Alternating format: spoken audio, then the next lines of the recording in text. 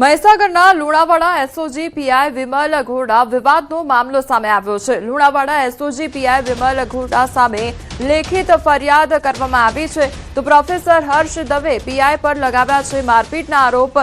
ત્યારે પીઆઈ વિમલ ઘોડા અને અન્ય સામે મારપીટના આરોપ કરવામાં આવ્યા છે। દારૂની બાતમી આપવાની શંકામાં માર માર્યાનો આરોપ લગાવવામાં આવ્યો છે તો ઘટના સીસીટીવીમાં કેદ થઈ હોવાનો પ્રોફેસરનો દાવો સામે આવ્યો છે। અસામાજિક તત્વો અને બુટલેગરો સાથે સાંઠગાંઠ હોવાનો પણ આરોપ લગાવવામાં આવ્યો છે। જો જાનથી મારી નાખવાની ધમકી અપાઈ હોવાનો પણ દાવો કરવામાં આવ્યો છે। સમગ્ર મામલે ડીવાયએસપીને તપાસ સોંપવામાં આવી છે। બંને પક્ષોના નિવેદન અને સીસીટીવીના આધારે આગળની કાર્યવાહી હાથ ધરવામાં આવશે। આ અંગે બંને પાર્ટી જે એકબીજા પર આક્ષેપ કરી રહી છે એમના વચ્ચે 2 મહિના પહેલા કોઈક એક મેટરમાં ભલામણ અંગે એસઓજી પીઆઈ ભલામણ ન રાખી હોવાથી મનદુખ થયેલું એ મનદુખ ચાલતા ચાલતા ગઈકાલે સાંજે બંને પક્ષો એકબીજા ઉપર મારામારીનો આક્ષેપ લગાવ્યો છે।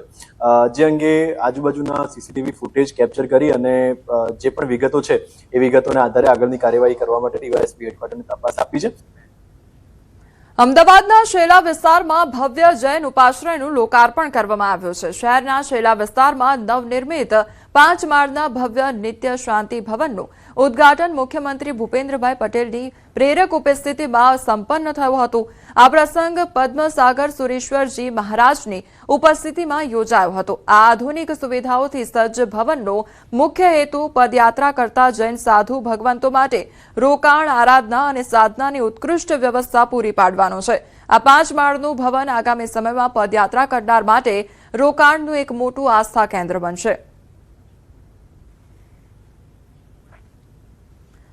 તો આધુનિક સુવિધાઓથી સજ્જ ઉપાશ્રયનું લોકાર્પણ કરવામાં આવ્યું છે। અમદાવાદના શૈલા વિસ્તાર ખાતે આ ઉપાશ્રયનું લોકાર્પણ કરવામાં આવ્યું છે અને 5 માળનું વિશાળ ઉપાશ્રય બનાવવામાં આવ્યું છે।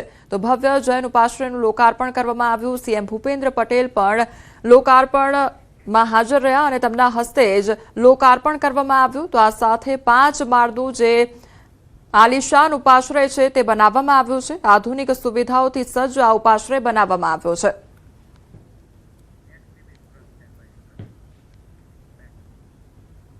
કતારમાં પેટ્રોલિયમ કંપનીમાં બ્લાસ્ટનો મામલો સામે આવ્યો છે। બ્લાસ્ટમાં મૃત્યુ પામેલ સનીનો મૃતદેહ મળી આવ્યો છે। સનીના ભાઈ દ્વારા મૃતદેહની ઓળખ કરવામાં આવી છે। ભારતીય એમ્બેસી દ્વારા સંપર્ક કરી મૃતદેહને સુરત લાવવામાં આવ્યો છે। સનીના નિવાસસ્થાન ખાતે મૃતદેહને લાવવામાં આવ્યો। પરિવારજનોમાં શોકનો માહોલ જોવા મળી રહ્યો છે। તો સુરતની આ ઘટના સામે આવી છે કે જ્યાં મૃતદેહ જે છે તે સુરત ખાતે લાવવામાં આવ્યો છે। પરિવારજનો તેમજ ગામમાં શોકનો માહોલ છવાઈ ગયો છે।